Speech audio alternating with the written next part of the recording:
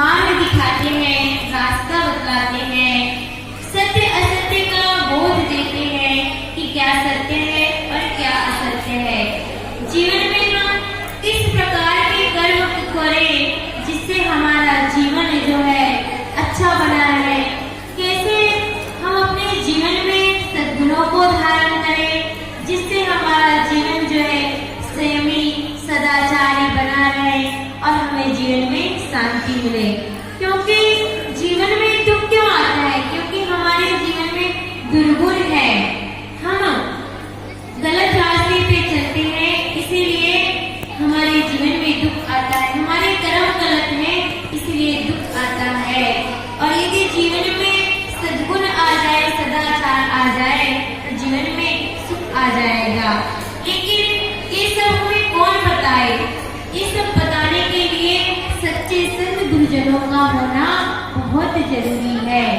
सच्चे संत गुरुजन ही हमें सही तरीके से जीवन जीने का तरीका बताते हैं, रास्ता बताते हैं, जिससे हमें जीवन में सुख शांति मिले और हम अपने इस मानव जीवन का कल्याण कर सके। क्योंकि ये मानव जीवन एकमात्र ऐसे साधन हमें मिला हुआ है जिसमें हम अपना कल्याण कर सकते हैं। अन्य दिन खाने के जो जीव जंतु है वो अपना कल्याण नहीं कर सकते हैं, वो तो भोग भूमिका के प्राणी हैं। लेकिन मानव जीवन एक श्रेष्ठ कहानी है जिसमें हम अपने कर्म को सुधार करके अपने जीवन का कल्याण कर सकते हैं। और ये सत्य का रास्ता, ये बात हमें सच्चे संत गुरुजन ही बताते हैं और ये सच्चे संत गुरुजनों से ही संभव है। सतगुरु कबीर साहिब जी की एक साथी है, कबीर बादल प्रेम का हम पर बरसा आए, अंतर भीगी आत्मा हरी भरी बन राय। सतगुरु कबीर साहिब जी कहते हैं कि संत गुरुजनों का प्रेम की बरसात उन पर ही होती है जो उसके पात्र होते हैं। जब तक हम संत गुरुजनों के प्रेम को पाने की हमारे अंदर पात्रता नहीं होगी, योग्यता नहीं होगी, तो हमें उनकी प्रेम कैसे मिलेगा? उनकी कृपा की बरसात हम पर कैसे होगी? कृपा कहिए, आशीर्वाद कहिए या फिर प्रेम, प्रेम भाव। हम संत गुरुजनों से प्रेम करते हैं, हमारे हृदय में संत गुरुजनों के प्रति श्रद्धा भक्ति होती है, भाव होता है, प्रेम होता है, तभी तो हम उनके पास जाते हैं, संतों के पास जाकर बैठते हैं। उन संत गुरुजनों के प्रति हमारे हृदय में जब भक्ति भाव उभरती है, भक्ति भाव जागृत होती है, तभी हम संतों की सेवा कर पाते हैं। जब हमारे हृदय में भक्ति ही नहीं होगी, संतों के लिए प्रेम न होगा, तो हम कहाँ से भक्ति करेंगे, कहाँ से सेवा करेंगे, सत्संग करेंगे, परमार्थ करेंगे? जब हमारे अंदर भक्ति भाव उत्पन्न होता है, जागृत होता है, तभी तो हम संतों की सेवा करते हैं, सत्संग से जुड़ते हैं, परमार्थ का कार्य करते हैं।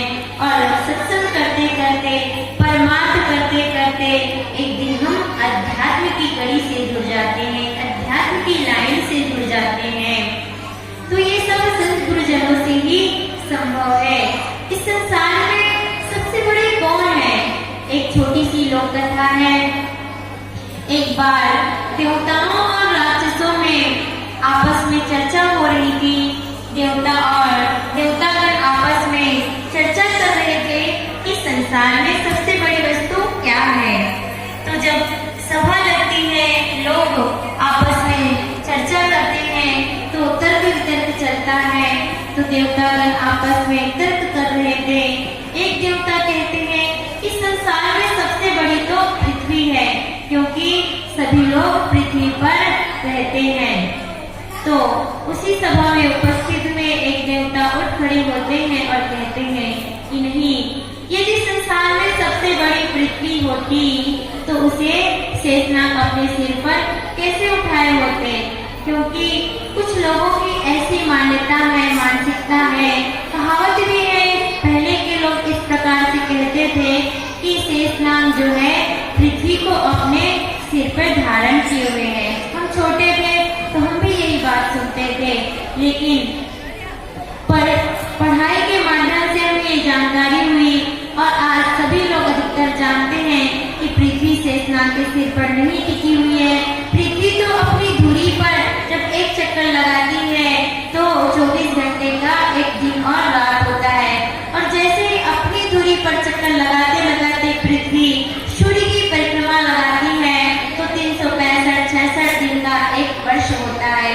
ये सभी जानते हैं, लेकिन ऐसी कहावत थी कि पृथ्वी शेषनाग के सिर पर टिकी हुई है। तो देवतागण इस प्रकार की चर्चा कर रहे थे और कह रहे थे कि यदि पृथ्वी बड़ी होती तो शेषनाग के सिर पर क्यों टिकी होती। तो उसी सभा में उपस्थित हुए एक देवता कहते हैं, तो क्या सबसे बड़ी यहाँ पे शेषनाग है? तो एक देवता उठ खड़े होते हैं और कहते हैं कि नहीं, यदि शेषनाग सबसे बड़े होते इस संसार में तो वो शंकर जी के गले पे क्यों पड़े होते।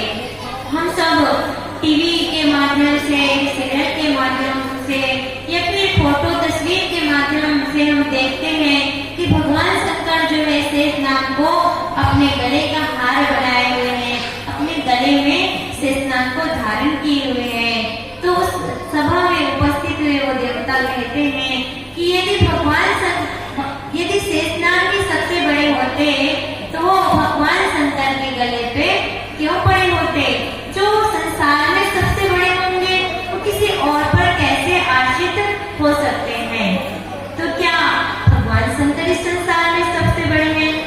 तो इस सभा में भी उपस्थित हुए लोगों में से भी कह सकते हैं कि जो लोग भगवान शंकर को अपना इष्ट मानते हैं वो जरूर कहेंगे कि हाँ, भगवान शंकर ही इस संसार में सबसे बड़े हैं। क्योंकि लोगों की अपनी अपनी एक मान्यता होती है। जो लोग जिसे अपना इष्ट प्रभु परमात्मा मानते हैं वो उसे ही श्रेष्ठ बतलाते हैं, उसे ही बड़े मानते हैं। तो कहने लगे कि क्या भगवान शंकर ही सबसे बड़े हैं?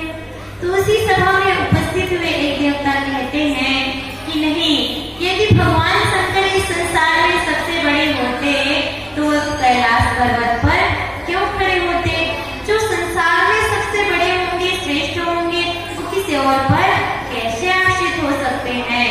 तो क्या कैलाश पर्वत सबसे बड़े हैं इस संसार में? तो यदि कैलाश पर्वत सबसे बड़े होते इस संसार में तो उसे हनुमान जी अपने हाथों पे कैसे उठाए होते।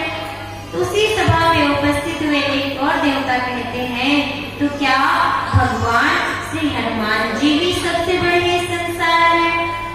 तो एक और प्रश्न करते हैं, यदि भगवान श्री हनुमान जी इस संसार में सबसे बड़े होते तो वो श्री रामचंद्र जी के चरणों में क्यों पड़े होते। तो क्या भगवान श्री रामचंद्र जी इस संसार में सबसे बड़े हैं? तो जो लोग भगवान श्री रामचंद्र जी को अपना इष्ट प्रभु परमात्मा मानते हैं वो कहेंगे कि हाँ, भगवान श्री रामचंद्र जी इस संसार में सबसे बड़े हैं। यदि भगवान श्री रामचंद्र जी इस संसार में सबसे बड़े होते तो वो अपने गुरु वशिष्ठ जी के चरणों में क्यों पड़े होते। राम कृष्ण से को बड़ा अमोत गुरु कीन, तीन लोक के वे धनी, गुरु आगे आधीन। इस संसार के कर्ता धर्ता जिसे हम कहते हैं भगवान श्री रामचंद्र जी को और भगवान श्री कृष्ण जी को, लेकिन उन्होंने भी अपने जीवन में गुरु किया। क्योंकि गुरु बिन भवनिधि तरहि न कोई, जो ब्रंची शंकर सम होई। गुरु के बिना इस भवसागर, संसार रूपी भवसागर से हमारी नैया पार नहीं हो सकती। गुरु ही हमें इस नैया से पार करने का रास्ता बताते हैं। गुरु ही हमारे खवैया हैं, वही हमें पार लगाने का रास्ता दिखाते हैं। ये संसार रूपी भवसागर से हम जब तक पार नहीं हो सकते जब तक हम अपने जीवन में गुरु नहीं करेंगे। हर इंसान को, हर मनुष्य को अपने जीवन में गुरु जरूर करना चाहिए। सच्चे सद्गुरु ही हमें कल्याण का रास्ता बताते हैं, जड़ चेतन का निर्णय देते हैं, सत्य असत्य का बोध देते हैं कि क्या सत्य है क्या असत्य है, और हमें कल्याण की बातें बताते हैं जिससे हमारे जीवन का कल्याण हो, अपने जीवन में सुख और शांति को प्राप्त करें। प्रेम से बोलिए सद्गुरुदेव की जय। मैं सभी संत गुरुजनों को त्रिवार साहिब की करते हुए